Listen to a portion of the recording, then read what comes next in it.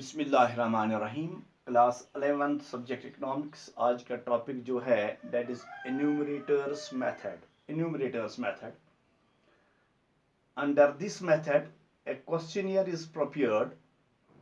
ये जो enumerators method है इसमें क्वेश्चनियर तैयार किया जाता है according to the purpose of inquiry. जो इंक्वायरी करनी होगी उसके हिसाब से क्वेश्चनियर तैयार किया जाता है।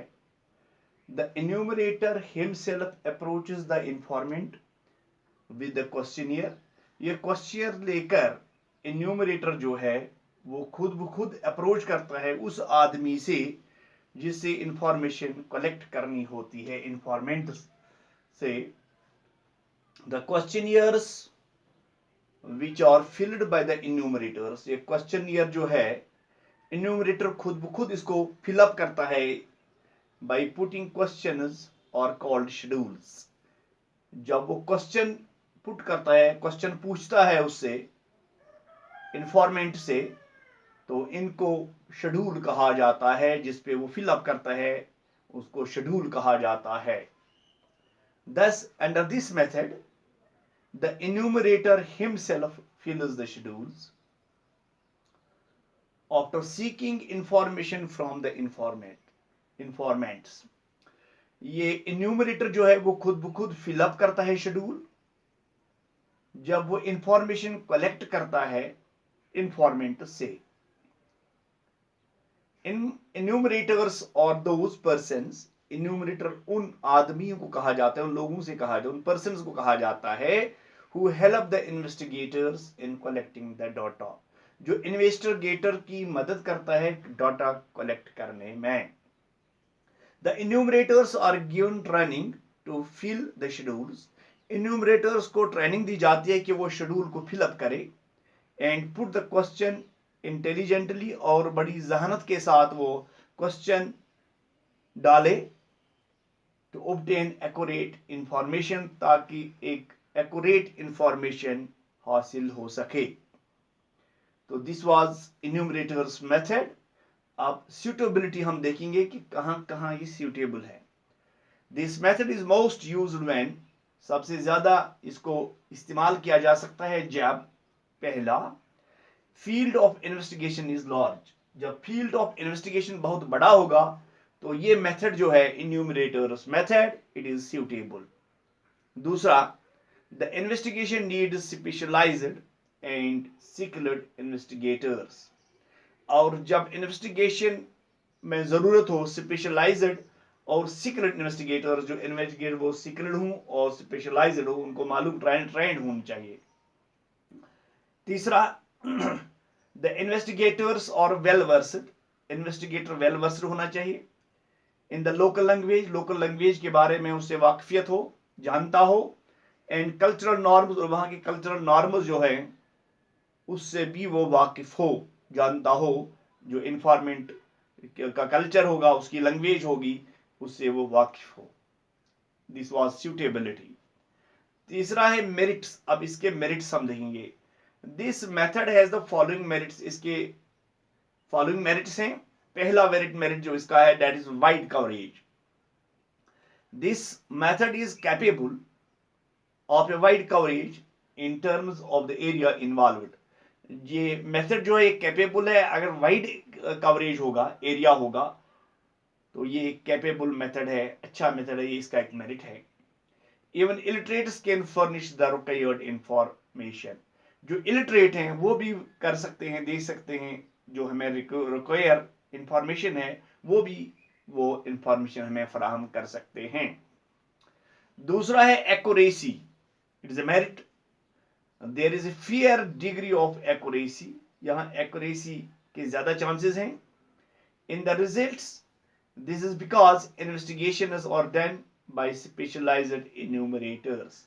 जो इन्यूमरेटर्स हैं वो स्पेशलाइज्ड होते हैं और वही इन्वेस्टिगेशन करते हैं, इसलिए एक्यूरेसी का इसमें ज्यादा चांसेस हैं, एक्यूरेट हमें इंफॉर्मेशन मिलेगी। तीसरा मेरिट जो इसका है दैट इज पर्सनल कंटैक्ट। जैसे मेलिंग क्वेश्चनियर जो हमने कल पढ़ा था उसमें पर्सनल कंटेक्ट नहीं होता है, लेकिन इसमें पर्सनल कंटेक्ट होता है। with the informants. In this method, accordingly accurate and right answers are obtained. इसमें accurate और right answers हमें हासिल हो सकते हैं, मिल सकते हैं. चौथा मेरिट जो इसका है, it is impartiality. This method is impartial. This is because the enumerators themselves do not need the required information. Enumerator को खुद ये information नहीं चाहिए, इसलिए ये impartial है.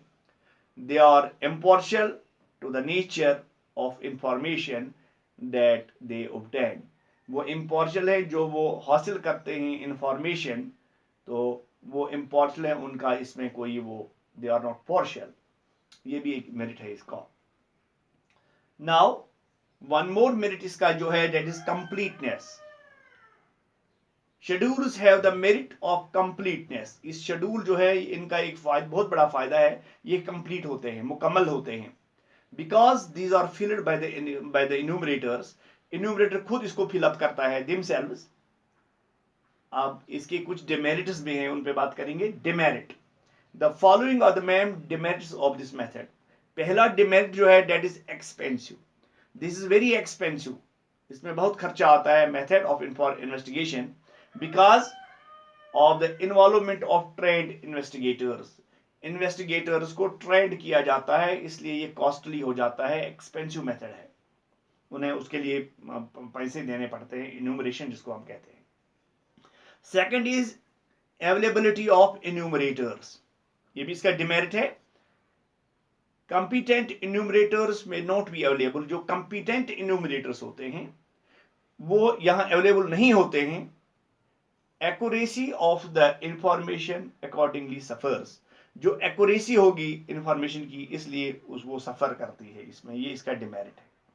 तीसरा demerit इसका है time consuming. इसमें बहुत टाइम लगता है. Enumerators may need specialized training for particular investigation. Enumerator को ट्रेनिंग देनी पड़ती है ताकि वो जो पर्टिकुलर इन्वेस्टिगेशन है उसके लिए. The process of investigation thus becomes time consuming. इसलिए ये प्रोसेस जो है ऑफ इन्वेस्टिगेशन ये टाइम कंज्यूम, इसमें काफी टाइम लगता है. चौथा जो है इसका demerit, that is not suitable for private investigation. ये प्राइवेट इन्वेस्टिगेशन के लिए सूटेबल नहीं है.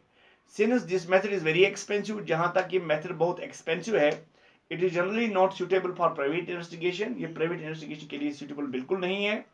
This method is generally used by the government institutions. इस मेथड को गवर्नमेंट इंस्टीट्यूशन या सरकार वही उसी के लिए ये मुवाफिक है, वही करती है ये मेथड.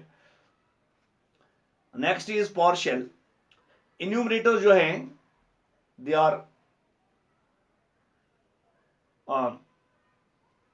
हो सकता है कभी कभी वो बियास्ड हों और वो एक्यूरेट डाटा फराहम नहीं कर सकें.